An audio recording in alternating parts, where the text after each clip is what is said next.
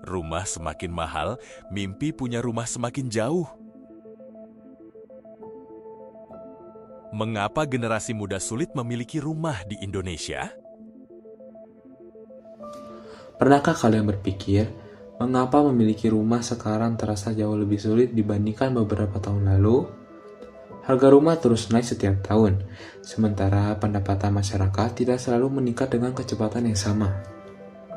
Akibatnya, banyak generasi muda memilih mengontrak, tinggal bersama orang tua, atau bahkan menunda memiliki rumah. Lalu, apa sebenarnya penyebab masalah ini? Menurut berbagai laporan, harga tanah di kawasan perkotaan meningkat setiap tahun.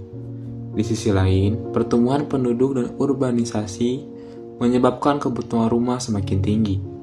Namun, pembangunan rumah tidak selalu mampu mengejar kebutuhan tersebut.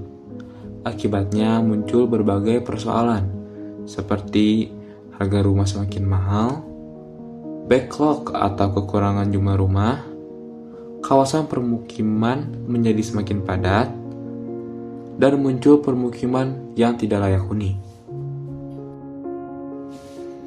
Dalam ilmu perumahan dan permukiman, rumah bukan hanya bangunan tempat tinggal. Rumah juga harus memenuhi 3 aspek utama. Yang pertama, layak secara fisik. Artinya, bangunan itu aman, sehat, memiliki ventilasi dan pencahayaan yang baik. Kedua, terjangkau secara ekonomi. Masyarakat harus mampu membeli atau menyewa rumah tanpa membebani kebutuhan hidup lainnya.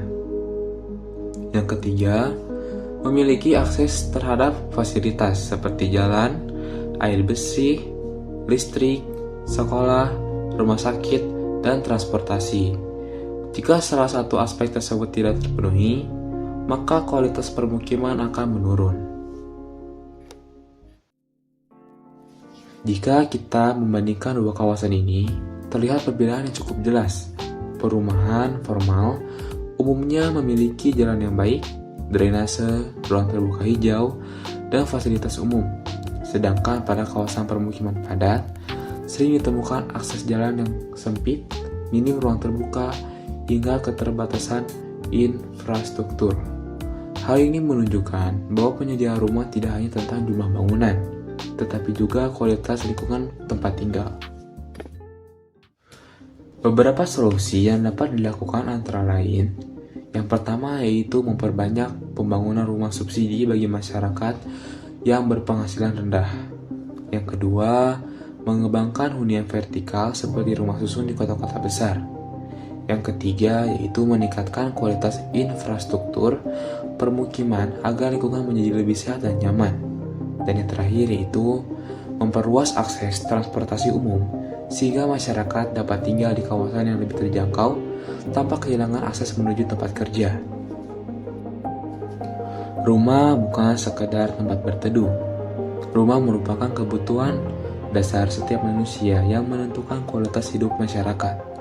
Karena itu, penyediaan perumahan tidak hanya menjadi tanggung jawab pemerintah, tetapi juga memerlukan dukungan dari masyarakat, pengembang, dan para perencana kota. Semoga ke depan setiap orang memiliki kesempatan yang sama untuk tinggal di rumah yang layak, nyaman, dan terjangkau.